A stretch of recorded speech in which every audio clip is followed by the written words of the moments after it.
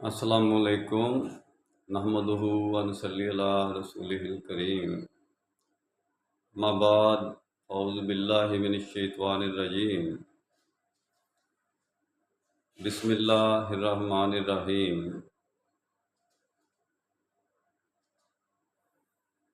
بدعت کے ٹاپک پر ایک سلسلہ چلا آ رہا تھا کہ اسلام میں بدعت کس کو کہتے ہیں، تو معلوم ہوا کہ ہم اس وقت پریزنٹ کنڈیشن میں سارے کا سارا اسلام کا نظام ہی ٹوٹلی بدعت کے طریقے پر چلا رہے ہیں۔ نظام ہی نہیں ہے، سرے سے نظم ہی نہیں ہے، جماعت ہی نہیں ہے۔ تو اب آ جاتے ہیں بدعت کے چیپٹر کو کلوز کرنے کے لیے، کیونکہ یہاں بالکل توبہ اور معافی کا مقام ہے، اللہ کے سامنے گڑ گڑانے کا مقام ہے کہ ہم بالکل ہی اسلام کو ایک بالکل نیا اسلام بنا کے پیش کر رہے ہیں۔ تو بدعت کیا ہے کہ ٹاپک پر 5 ٹاپک پہلے ہو چکے ہیں، اب یہ 6واں ٹاپک ہے کہ بدعت کیا نہیں ہے۔ اس کے بارے میں سب سے پہلے تو یہ بات ہے کہ بدعت سنت کے مخالف چیز کو کہتے ہیں۔ سب سے پہلے تو نظام شرعیہ، نظام سنت، یہ بدعت نہیں ہے۔ قرآن، امام، یہ کوئی بدعت نہیں ہے۔ قرآن میں بھی آیا ہے کہ بل ہم عجب، یہ کوئی عجیب چیز نہیں ہے۔ جو بھی آپ کائنات میں دیکھ رہے ہیں، جتنی بھی صنعتی، تجارتی، سائنس کی ترقی ہے، یہ کسی قسم کی بدعت نہیں ہے۔ یہ تو ایک دنیاوی طور پر ہم سوچ رہے ہیں کہ جو بھی چیزیں نئی آئی ہیں، کلا بدعت ضلالہ، یعنی ہر نئی چیز کوئی گمراہی نہیں ہے، بلکہ یہ انسانوں کے استعمال کے لیے، انسانوں کے ضرورت کے لیے، فائدے کے لیے چیزیں ہیں، یہ سب کے لیے یکساں ہیں۔ ان کو ہم اسلام کے ساتھ کمپیریزن کر کے یہ نہیں کہہ سکتے کہ یہ بدعت ہے، بلکہ یہ اسلام کا حصہ ہیں۔ جدید ترقی، اس سے بھی زیادہ ترقی انسانیت کو کرنی چاہیے، انسانیت میں بھی، انسانی حقوق میں بھی، یعنی کہ ہر قسم کی ٹیکنالوجی میں بھی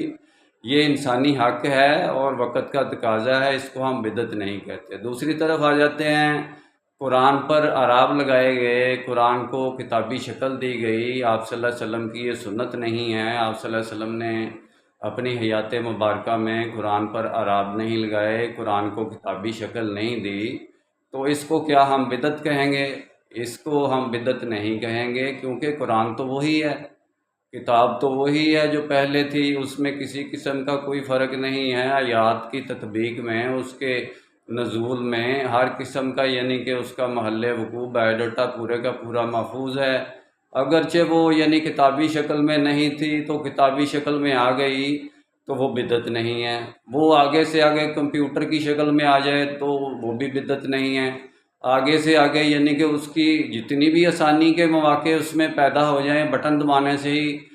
قرآن کی آیات نکل آئیں، قرآن کی آیات نمبر نکل آئیں، یہ کوئی بدعت نہیں ہے۔ اور اس پر جو اعراب لگائے حجاج بن یوسف نے، تو وہ بھی ایک اجمیوں کے لیے لگائے۔ عربیوں کو تو اعراب کی ضرورت نہیں تھی، اجمیوں کو ضرورت تھی، اور اس لحاظ سے بھی یہ بدعت نہیں ہے کہ ایک سیفٹی کے لیے کہ اجمی یعنی کہ قرآن کی آیات کا زیر زبر پیش شد مد کا غلط استعمال نہ کریں لگا کے اپنے پاس سے، کہ اب کے یعنی کہ پورے اعراب بھی لگے ہوئے ہیں، اب بھی ہم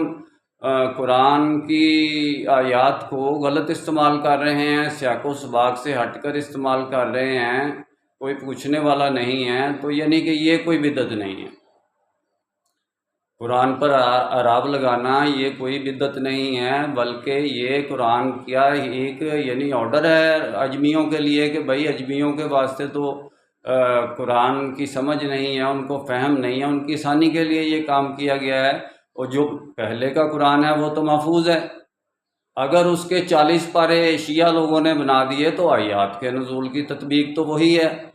یعنی کہ قرآن کی حفاظت کا تو اللہ نے ذمہ لیا ہے، اس کے یعنی اگر آپ 30 پارے بنائے ہوئے ہیں تو پھر بھی قرآن وہی ہے، یعنی قرآن کے اندر تو کوئی تبدیلی کر ہی نہیں سکتا۔ جو قرآن کی آیات کے اندر یا قرآن کے اندر کمی بیشی کرے تو وہ تو یعنی کہ بالکل یعنی کہ صاف پتہ چل جاتا ہے کہ یہ ایک بدعت ہے اور یہ ایک غلط کام کیا گیا ہے، پہلے سے قرآن ایسا نہیں تھا۔ تو بدعت کے بارے میں اس چیپٹر کو یعنی کہ ہم کلوز کرتے ہیں، انشاءاللہ ڈیٹیل میں بات پھر ہوگی۔ ہر وہ چیز جو قرآن امام قرآن سنت کی حجت دلیل سلطان برہان پر ہے وہ بدعت نہیں ہے۔ ہر وہ چیز جو قرآن امام قرآن سنت کی دلیل حجت برہان سے ہٹ کر ہے نہیں ہے، اور وہ یعنی کہ قرآن کی وہ حجت ہی نہیں ہے، قرآن کی وہ دلیل ہی نہیں ہے، تو وہ یعنی کہ بدعت ہے۔ دوسری شکل میں یعنی کہ ہم اور اس سے بڑھ کر کیا یعنی مثال دے سکتے ہیں کہ سب سے بڑی فقہ جو ہے وہ محمد رسول اللہ صلی اللہ علیہ وسلم کی اس وقت کی قرآن کو سمجھ بوجھ تفقہ فی الدین کو فقہ کہتے ہیں، سمجھ بوجھ کو اپلائی کر کے سسٹم کے طور پر نفاذ کرنا، محمد رسول اللہ صلی اللہ علیہ وسلم کی سنت سب سے بڑی اسلام کی فقہ ہے۔ ہم کہتے ہیں جی فلانا امام اعظم ہے، فلانا امام اعظم ہے فقہ کا، تو فقہ سب سے زیادہ سمجھ بوجھ تو قرآن امام قرآن سنت کی محمد رسول اللہ صلی اللہ علیہ وسلم کو قرآن کی سمجھ تھی، اور ان لوگوں کی تھی کہ جنہوں نے اسلام کو سب سے پہلے اڈاپٹ کیا، اور ان کا سابقون الاولین کا تو یعنی کہ قرآن میں تذکرہ ہے کہ ان کی سب سے پہلے اہمیت ہے، اور وہ احادیث میں بھی یہی ہے کہ ان کی سب سے زیادہ اہمیت ہے کہ جنہوں نے پہلے قرآن کو یعنی کہ پریکٹیکلی طور پر لاگو کر کے اپلائی کیا، اس دور کی اس جگہ کی اس علم حدیث کے بارے میں آپ کہیں گے یہ بدعت ہے، تو یہ بھی بدعت نہیں ہے، کیونکہ صحابہ کے دور کے بعد علم حدیث وہی جمع کیا گیا جو محمد رسول اللہ صلی اللہ علیہ وسلم کے دور میں احادیث تھیں، تو ان کو ایسے ہی نہیں لکھ دیا گیا جیسے کہ عام کتابیں لکھ دی جاتی ہیں، بلکہ اسماء الرجال کا علم یعنی کہ یہ حدیث کہاں سے چلی، کس نے روایت کی، اس کا خاندان کیسا تھا، اس کا کریکٹر کیسا تھا، بتانے والے کا یعنی کہ وہ جھوٹ بولتا تھا یا کہ سچ بولتا تھا، حرام کھاتا تھا حلال کھاتا تھا، اس کا پورا بایو ڈاٹا اسماء الرجال کا علم بخاری و مسلم کا یعنی کہ احادیث کی کتابوں سے ہٹ کر اتنی موٹی کتاب بنتی ہے کہ آپ اس کی سٹڈی نہیں کر سکتے، وہ تو شیخ الحدیث بھی نہیں کر سکتے، وہ تو بہت زیادہ وسیع علم ہے۔ کوئی پوری دنیا کی ہسٹری میں تورات زبور انجیل بھی دیکھ لیں کہ ہماری علم حدیث کی طرح اس کی حفاظت نہیں ہوئی جتنی ہمارے علم حدیث کی یعنی اسماء الرجال کے ساتھ جو حفاظت ہوئی ہے، اتنی حفاظت سے ہمارے تک علم پہنچایا گیا ہے، اتنی محنت سے، اتنی کاوش سے، ایک ایک حدیث کے پیچھے یعنی کہ کتنے میلوں سفر کر کے امام بخاری جاتے تھے، اور اس حدیث کو جمع کر کے اس کی روایات کو جمع کر کے پھر اس کی حدیث کی 17 قسمیں بنائی گئیں، تو اس کے بارے میں یعنی ہم اس کو بدعت نہیں کہہ سکتے۔ وہ تو ایک جیسے قرآن پر اعراب اور سیفٹی کے لیے اجمیوں کے لیے ہے، ویسے ہی یعنی قرآن پر عمل کرنے کے لیے سنت کو محفوظ کرنا ضروری تھا۔ سنت کے پیٹرن کو محفوظ کرنے کے لیے علم حدیث کا یہ جو ترتیب دیا گیا، یہ ہمارے لیے دیا گیا اچھا کام ہے۔ انشاءاللہ ڈیٹیل میں بات پھر ہوگی۔ میرا کام اسلامک ورلڈ کی امن اور یونائٹی کا ہے، امت کی وحدت، خدمت اور خیر کا کام شرعی نسبت کی بنیاد پر، جس کو ہم مسلمین کہتے ہیں، مدد مسلمین کے نظام کے ذریعے ہے۔ انشاءاللہ ڈیٹیل میں بات پھر ہوگی۔ نسبت، وحدت، خدمت، خیر کے ساتھ۔ اللہ حافظ۔